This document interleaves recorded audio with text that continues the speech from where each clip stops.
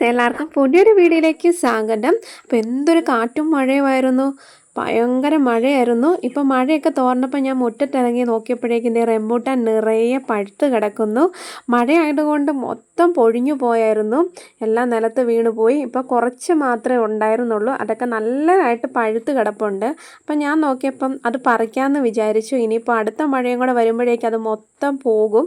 അപ്പോൾ അതുകൊണ്ട് പറിക്കാമെന്ന് വിചാരിച്ചാണ് പുറത്തിറങ്ങിയത്.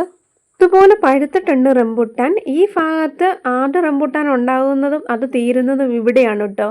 ഇത് കഴിയുമ്പോഴാണ് ബാക്കി എല്ലായിടത്തും റംബൂട്ടാൻ പഴുക്കാൻ തുടങ്ങുന്നത്.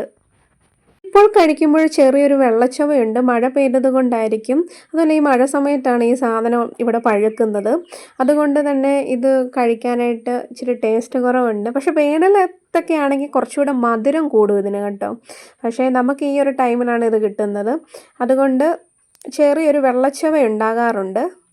പറിച്ചു വെച്ച് കഴിക്കുമ്പോൾ അതിനൊരു സുഖം കാണത്തില്ല കേട്ടോ. പിന്നെ ഇതിപ്പോൾ മഴ ആയതുകൊണ്ടാണ് പറിക്കുന്നത്. മുറ്റത്തൂടെയൊക്കെ നടക്കുമ്പോൾ ഓരോന്നിങ്ങനെ പറിച്ച് കഴിക്കുമ്പോൾ അതൊരു വേറൊരു ടേസ്റ്റാണ് അങ്ങനെ കഴിക്കാനായിട്ട്. പിന്നെ മഴ ആയതുകൊണ്ടാണ് ഇതിങ്ങനെ പറിക്കുന്നത്. കാണാൻ നല്ല രസമുണ്ട്. ഇത് നോക്കി ഓരോ കോലയായിട്ടാണ് ഇങ്ങനെ തൂങ്ങി കിടക്കുന്നത്.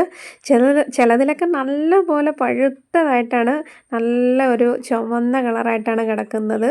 നോക്കി നല്ല രസമുണ്ട് കാണാനായിട്ട്.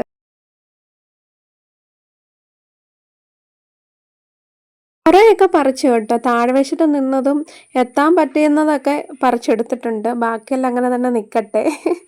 എന്തായാലും അതിനൊരു തോട്ടി വേണം അതൊക്കെ പറിക്കാനായിട്ട്.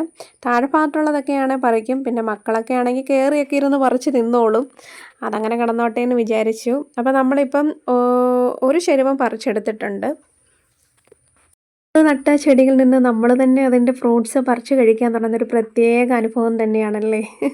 കാശ് കൊടുത്ത് വാങ്ങണ്ടല്ലോ, അത് തന്നെ. അപ്പോൾ ഒരു ചെരുവ ഞാൻ പറിച്ചിട്ടുണ്ട്. അപ്പം ഇനി ഇത് ധാരാളം, 2-3 ദിവസത്തേക്ക് ഇത് മതിയാകും. അപ്പം ഇതായിരുന്നു ഇന്നത്തെ വീഡിയോ കേട്ടോ. അപ്പം വീണ്ടും നല്ലൊരു വീഡിയോ ആയിട്ട് കാണുന്നവരെ ടാറ്റാ, ബൈ ബൈ.